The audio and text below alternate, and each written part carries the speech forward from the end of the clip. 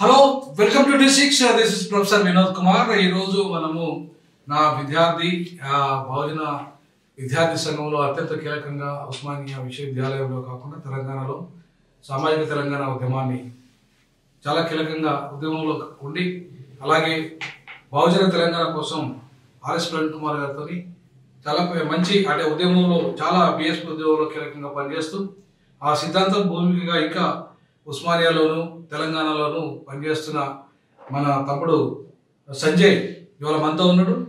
జైమి తమ్ముడు.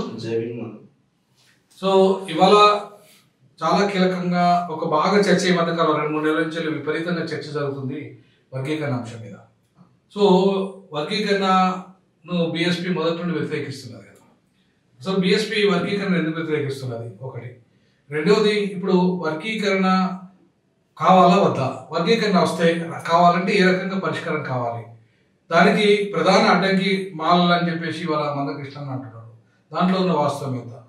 సో ఈ 3 ముఖ్యమైన విషయాల పట్ల నీ అభిప్రాయాన్ని పంచుకోమని D6 పంచుకోతాము.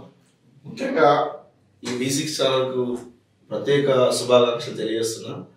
కరెంట్ ఇష్యూను మీరు నిరంతరం ప్రజల మధ్య ఉంచుతూ ప్రజలకు కావాల్సిన సమాచారాన్ని అందిస్తున్నందుకు మీకు ప్రత్యేక జైలు తెలియజేస్తున్నాను సార్. మీరు అంటున్నట్టు తెలంగాణలో భారతదేశంలో బహుజన సమాజ్ పార్టీ ఇవాళ ఈ వర్గీకరణను వ్యతిరేకిస్తుంది అనడానికి మేజర్గా పార్టీ యొక్క లైన్ రాజ్యాధికారం. ఆ రాజ్యాధికారం అనేటువంటి దిశలో ఇక్కడ ఉన్నటువంటి కులాలన్నీ కలిసి రాజ్యాధికారం వైపు పయనించాలనేటువంటి ఏకైక సిద్ధాంతంతో నినాదంతో కాంశీరామ్ గారి ఆశయ సాధనలో భాగంగానే ఇవాళ బిఎస్పీ ఆ లైన్ కొనసాగిస్తుందనే దానికి మనం నిదర్శనం. దాంతోపాటు తెలంగాణ రాష్ట్రంలో ఇవాళ ఏబిసిడి వర్గీకరణ ఖచ్చితంగా మాలలు అడ్డుకుంటున్నారా అని అంటే నిజంగా చెప్పాలంటే వాళ్ళకి అడ్డుకునేంత అదైతే ఏం లేదు, శక్తి అయితే లేదు. వాళ్ళు అడ్డుకుంటే ఏది కూడా కాదు, వాస్తవం అది. ఎందుకంటే పాలకులు కదా చేయాల్సి, పాలకుల మీద ఆధారపడి ఉన్నట్టు అంశాన్ని ఇవాళ కులాల మధ్య తగాదాలు పెట్టిస్తూ కులాలను మనం బేస్ చేసుకొని రెచ్చగొడుతూ ఇటు మాల అని మాది కానీ మళ్ళీ భేష జాగాలకు పోతూ కులాలను మనమే ఒకప్పుడు కలిసిన దళితులు వీళ్ళకు శత్రువులు ఎవరంటే అగ్రవర్ణాలు రెడ్లు వెలమలు ఉండే, కానీ వాళ్ళు ఉండే. ఇక్కడ తెలంగాణలో ఇప్పుడు ఏమైపోయిందంటే మాలమాదిగాలే ప్రధాన శత్రువులు అయిపోయారు ఈ ఒక్క అంశంతో. అంటే ఈ కులాల మధ్య ఉన్నటువంటి మేధావులు ప్లస్ నాయకులు దీన్ని బాగా అర్థం చేసుకోవాల్సిన అవసరం ఉంది. దాన్ని అర్థం చేసుకొని ఆ వైపు మన సమాజాన్ని నడిపించాల్సిన బాధ్యత కూడా వీళ్ళే తీసుకోవాలి ఇవాళ మనం. ఎందుకంటే వీళ్ళొక గర్జన అంటూ వాళ్ళొక గర్జన అంటూ వీళ్ళ ఫైట్ అంతా ఎవరి మీద పిచ్చుక మీద బ్రహ్మాస్త్రం లాగా మనలో ఫైట్ అంతా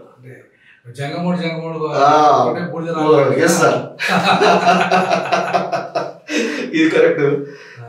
ఆ అంశం పట్ల తెలంగాణ ప్రజలు కాస్త మాలామాదిగలు ఇద్దరు కూడా అయితే ప్రభుత్వానికి నిజంగా చేయాలని చిత్తశుద్ధి ఉన్నప్పుడు చేయని, దానికి అభ్యంతరం ఏం లేదు, ఎవరికి అభ్యంతరం లేదు.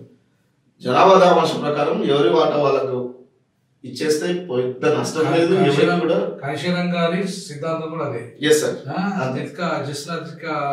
సంఖ్యాధారి భాగ్యధారి, ఎవరి జనాభా ఎంతనో వాళ్ళకంత వాటా రాగాలి. సో అదే సిద్ధాంతం ఇది కూడా అంతే సార్. కాబట్టి దీనికి అనవసరంగా పాలకుడు చేయాల్సిన విషయాన్ని మాలల మీద నెట్టేసి మాలల దొంగలని వాళ్ళు లేదా మాదిగల దొంగలని వీళ్ళు, అరే మీ ఇద్దరు కాదు బై దొంగ వాడు పాలకుడు, అది కమ్మ కావచ్చు, రెడ్డి కావచ్చు, వెలమ కావచ్చు, ఎవరైతే రాష్ట్రాన్ని ఉమ్మడి రాష్ట్రాన్ని ప్లస్ ఈ తెలంగాణ రాష్ట్రాన్ని పరిపాలించిన వాళ్ళు కదా. ఇక్కడ వీళ్ళిద్దరే కాదు, ఇంకా 57 కులాల పరిస్థితి. అవును, వాళ్ళు ఇంకా వీళ్ళిద్దరి మధ్య చూపించుకుంటున్నారు కారణంగా పాపం. వాళ్ళు కనీసం 20,000, 10,000 జనాభా, 5,000 జనాభా ఇట్లా ఉన్న కులాలు ఇవి.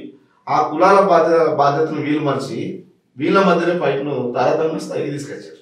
అందులో ఇంకోటి కూడా మీరు సంజయ్ ఒకటి గమనించవు, ఈవెన్ 57 కులాల సంచార కులాలకు క్యాస్ట్ సర్టిఫికేట్ ఇయ్యని పరిస్థితి. తర్వాత రాజకీయంలో కూడా అగ్రవర్ణాలు ఏం చేస్తున్న కుట్రతోని ఉప కులాలకి అవకాశం ఇస్తున్నారు. ఇప్పుడు మాదిగల నుండి మోచికి ఇచ్చారు, మాలల నుండి మాల దాసరికి ఇచ్చారు.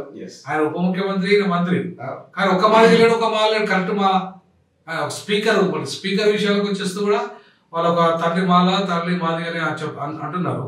బట్ ఏదేమైనా ఒరిజినల్ గా మాలకు కానీ మాదిగ కానీ జనాభా పెద్దగా ఉన్నా కూడా ఒకరు మంత్రులు లేరు. వీళ్ళిద్దరు డిమాండ్ చేస్తున్నారు, వీళ్ళిద్దరు మంత్రులు లేరట. బట్ అయినా సరే ఇవాళ ఈ కులాలకు ఇంత పెద్ద పోరాటం చేస్తానని చెప్పుకుంటాను. బట్ వీళ్ళ ప్రాతినిధ్యమే అక్కడ లేదు. సో అయినా కూడా సోయి లేకుండా మాల మధ్యలో తిట్టుకుండా కొట్లాడకుండా ఉండి ఇక అనవసరంగా రాజ్యం వస్తే మనం పంచుకుంటాం కదా పదవులు అన్ని ఒక వర్గీకరణ అన్ని పంచుకుంటాం కదా, అన్ని పంచిస్తాం కదా మన వర్గాలకి. సో ఆ దిశగా కాంశీరామ్ గారి సిద్ధాంతం ఉండే.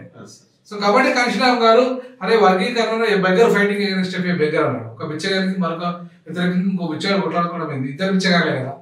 సో మన ఇద్దరు బిచ్చగాలు కలిసి రాజ్యం చేస్తే వాడి మైనార్టీలైన రెడ్లు వెల్మల్ కమలకి మనం రిజర్వేషన్ ఇవ్వాలి కానీ మనం కొట్లాడుకునేది అనే సిద్ధాంతంతో కాంశీరామ్ గారు ఈ ఉద్యమాన్ని వ్యతిరేకించారు.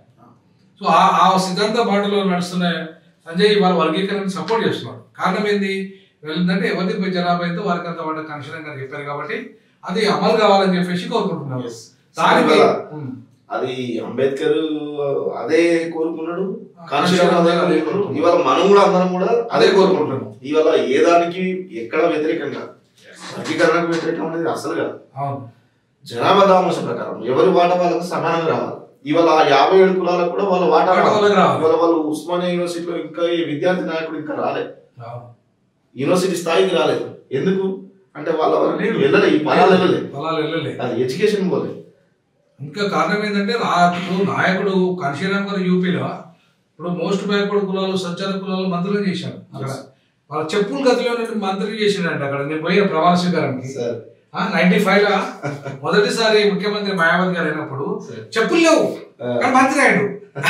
ఇప్పుడు మనం ఇక్కడ ఎక్స్పెక్ట్ చేస్తామా చెప్పులు అయినా మంత్రి అవుతాడు విషయం?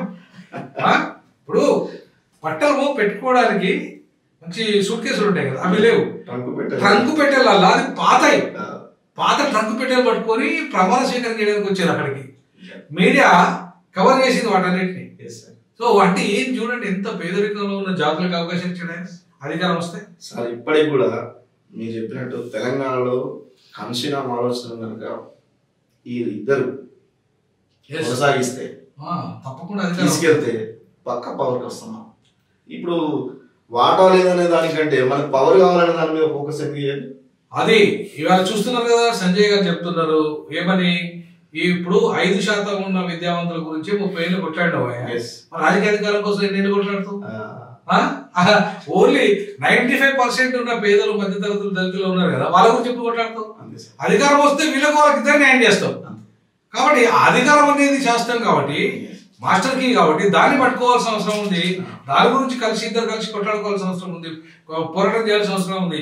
నువ్వు నేను వర్గీకరణ కోసం కొట్లాడుకుంటే 5% ఉన్న వాళ్ళని 30 ఏళ్ళు పడితే ఇంకా 95% ప్రజల కోసం ఎప్పుడు పడితే ఎప్పుడు రాజ్యం చేస్తావు. సో కాబట్టి ఇప్పటికైనా కూడా మాదిగలు ఒక్కటిగా ఉండి ఉపకులాలను కలుపుకొని రాజ్యం తెచ్చేయాలని చెప్పి సంజయ్ గారు కోరుకుంటున్నారు.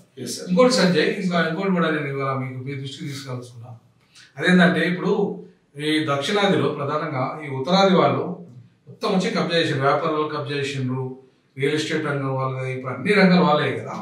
సో ఇప్పుడు ఆ రంగంతో ఏమవుతుందంటే మనకు ప్రైవేట్ రంగంలో కూడా ఇప్పుడు ఏ ఉద్యోగ అవకాశాలు లేకుండా పోయినాయి, అలా రిజర్వేషన్ లేవు కాబట్టి అది మొత్తం వాళ్ళ చేతిలో ఉంది, ఉత్తరాది వాళ్ళ చేతిలోనే ఉన్నది ప్రైవేట్ రంగం కూడా.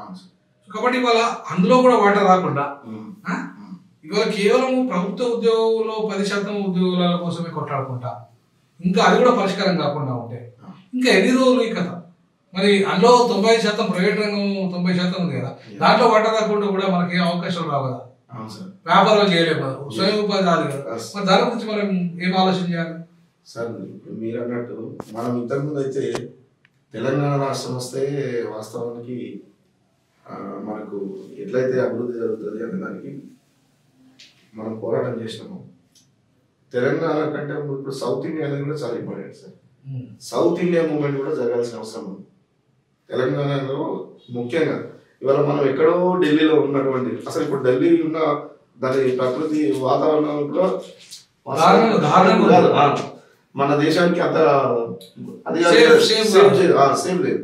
అలాంటి సందర్భంలో మరి ఉత్తర తెలంగాణలో మనం సౌత్ ఇండియా అనేది తీసుకుంటే సౌత్ ఇండియా మొత్తానికి హైదరాబాద్ పెద్ద హైకా అప్పుడే 1950 చెప్పాడు కదా. అది ఆ దిశగా ఈ మూవ్మెంట్ జరగాల్సిన అవసరం అయితే ఖచ్చితంగా ఉంది సార్. ఆ దిశలో భాగంగానే తెలంగాణ రాష్ట్రం ముఖ్యంగా అభివృద్ధి చెందుతుంది అనే దానికి కూడా మనకు ప్రైవేట్ రంగంలో రిజర్వేషన్స్ రావాలంటే కూడా అధికారమే రావాలి. అది రావాలి అని అంటే ఈ మూవ్మెంట్ కూడా చాలా ఇంపార్టెంట్. సౌత్ ఇండియా మూవ్మెంట్ కూడా చాలా ఇంపార్టెంట్. ఆ దిశగా వస్తే ఇవాళ స్టాలిన్ ఇట్లా వాళ్ళు ప్రతి దాన్ని కేంద్ర ప్రభుత్వం తీసుకొస్తున్నటువంటి ప్రతిదాన్ని వాళ్ళు వ్యతిరేకిస్తున్నారు.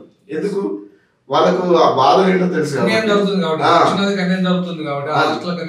ఆ దిశలో మనం కూడా చేయగలిగితే ఖచ్చితంగా ప్రైవేట్ రంగంలో రిజర్వేషన్ అనే దానికి రాజ్యాధికారమే అంతిమ పరిష్కారం.